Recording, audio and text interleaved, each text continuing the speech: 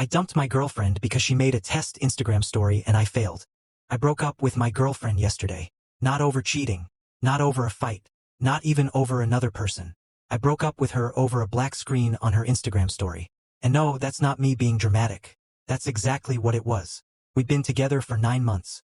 Things were okay, not perfect, but nothing ever is, right? I chalked up her passive aggressiveness to stress, her weird mood swings to hormones, and the occasional drama to just how women vent. I thought I was being mature, understanding. Turns out I was just normalizing emotional manipulation. So this all started 2 days ago. I was chilling after a long-ass day, scrolling through Reddit and half-watching YouTube. I barely opened Instagram, but when I did, I noticed she'd posted the story, just a black screen with the text. Some people really disappoint you, lol. That's it. No tags, no details, no context.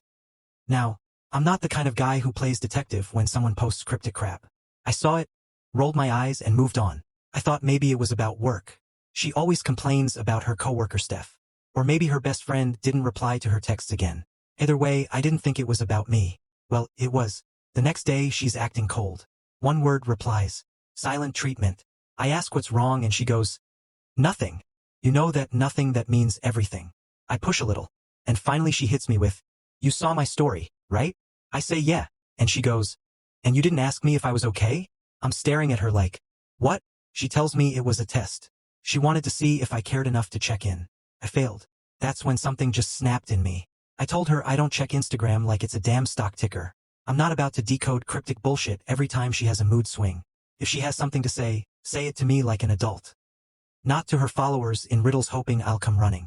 She starts crying, telling me I'm emotionally unavailable. I say she's manipulative and exhausting. We go back and forth for about half an hour until I get up, pack my bag, and leave. Now she's texting me saying I'm heartless for leaving over one little thing. But it's not one thing. It's 1,000 little things. This Instagram story was just the final straw. The million red flags I'd been stepping over finally tripped me. I'm not her therapist. I'm not her mind reader. I'm not her emotional punching bag. I want peace. I want a relationship, not a game. She can keep her stories. I'm done writing mine with her in it. I should have seen this coming. Honestly, looking back, it wasn't the story that ended us. It was everything that led to it. The story was just the final gut punch. When we first started dating, she was charming as hell. Sweet texts, little voice notes in the morning, even handwritten notes left in my bag when she stayed over. She was funny, a little chaotic, but I liked that about her. She was loud in rooms I was quiet in. Felt balanced. But then things started getting off. Little things. She used to get upset if I didn't reply to her texts fast enough. I'm talking like I'm in a meeting at work, phone on silent, and she'd hit me with, you're ignoring me? Or worse. She'd go radio silent for hours as punishment, only to come back with a, it's fine, don't worry, like I'd kicked her dog or something. First time it happened, I thought, okay, maybe she's anxious. We all got baggage, right? But it didn't stop. Every couple of weeks, there'd be something. A passive-aggressive caption on her story that just so happened to go up after a small disagreement between us. Or she'd post a picture in a crop top with a caption like, wish someone appreciated me. Then deny it was about me when I confronted her. And yeah, I know what some people might say. Maybe she's just insecure. Maybe I should have reassured her more. But I did. Constantly. I always made time for her. I was thoughtful. I wasn't perfect. But I tried damn hard. What I didn't realize at the time was that she wasn't looking for reassurance. She was looking for control. She wanted me to chase her. Every time she pulled away, every time she made herself the victim of a story only she wrote. She once tested me by turning off her location and not replying for 6 hours. I thought something happened. I called her friends. I even considered calling her mom. Then she texts back, just wanted to see if you cared. I brushed it off like a dumbass. Told myself it was just a one-time thing. But it became a pattern. One test after another. She'd pick fights over nothing and then cry about how I wasn't comforting enough.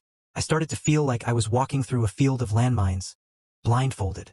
No matter how careful I was, something always set her off. A joke she didn't like. A friend I didn't block.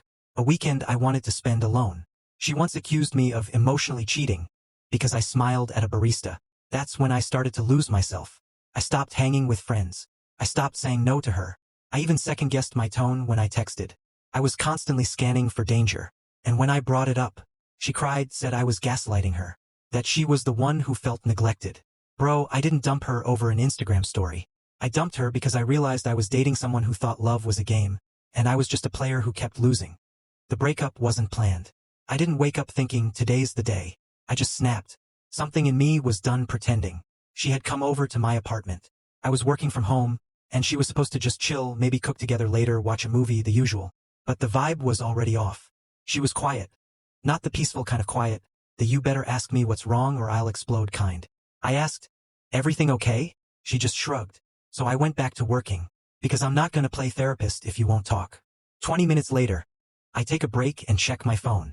That's when I see it. The black screen on her story with the words, "Some people really disappoint you, LOL." I side-eye her. "You okay?" She looks up, like she's been waiting for me to ask. "You saw my story?" "Yeah." "Is it about me?" She doesn't answer, just tilts her head like she's testing me again. So I say, "If you have something to say, just say it. Don't post vague shit and expect me to decode it." And she just snaps. "You never check in." I put that up to see if you'd actually give a shit. But of course not. You only care when I say something directly. You don't notice things. I tried to stay calm, but I could feel my hands clenching.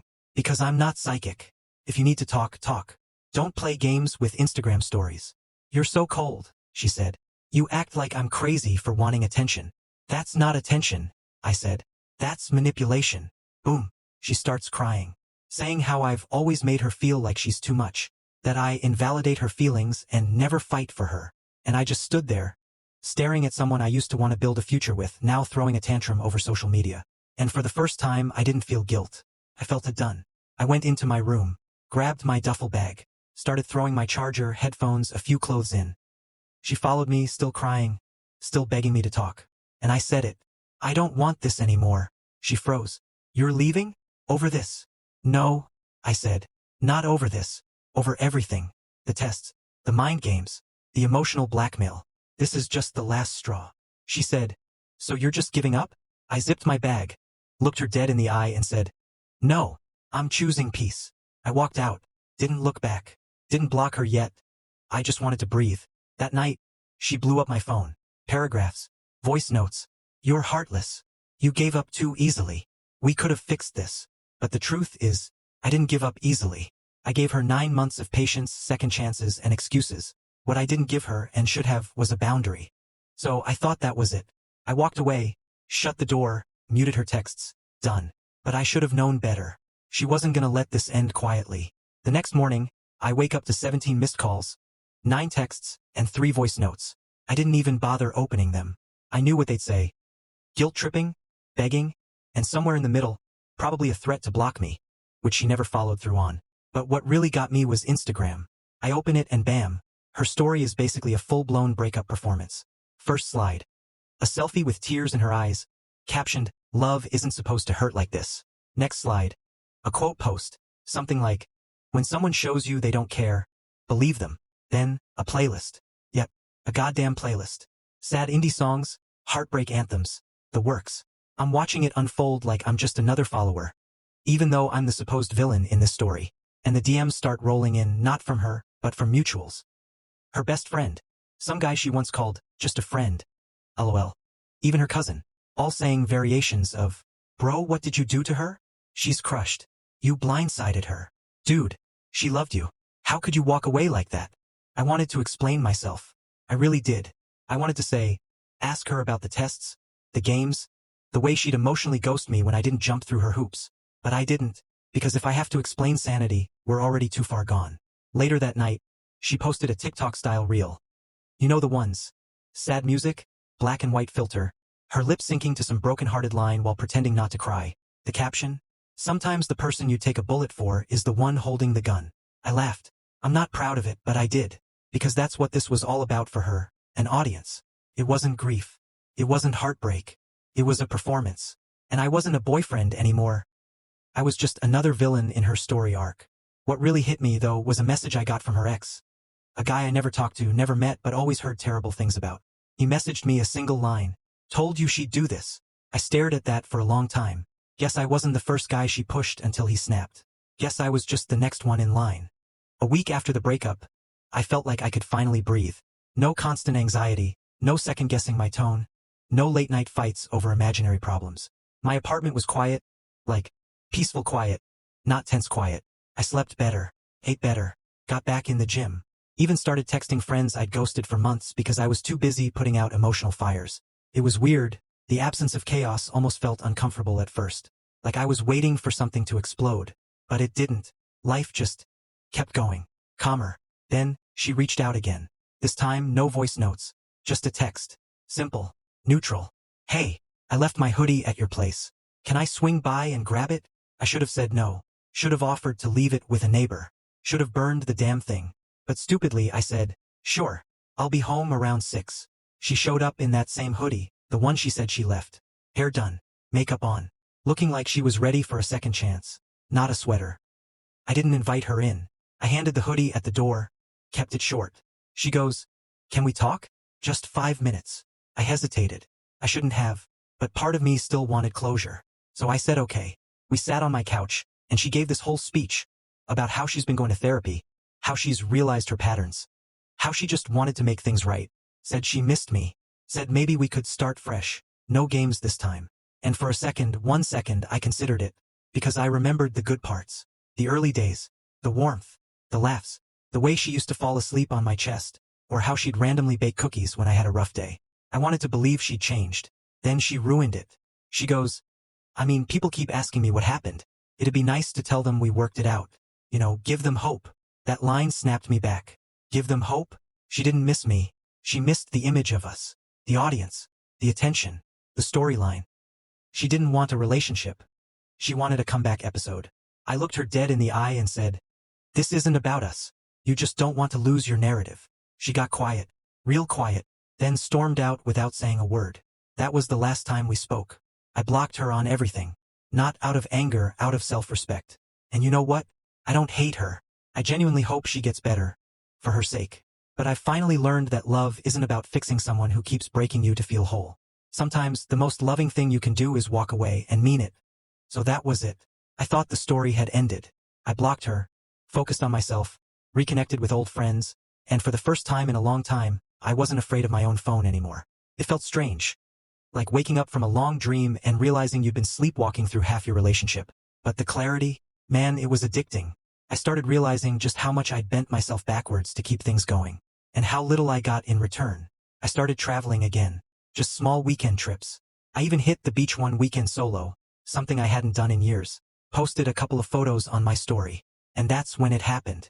A random account I didn't recognize, no profile pic, 1 follower, reacts to my story. Fire emoji. Then a message. You look happy. She never liked that beach trip. Remember? Chills. I ignored it. Figured it was one of her friends stalking on a burner. But then, a few minutes later, she's already dating someone. Same guy she told you not to worry about. Just thought you should know. And right there I laughed. Not out of pain. Not even out of shock. Just disbelief. Because of course it was him. Just a friend guy I always had a weird gut feeling about. The one who'd send her laughing emojis at 2 a.m. The one she swore was like a brother.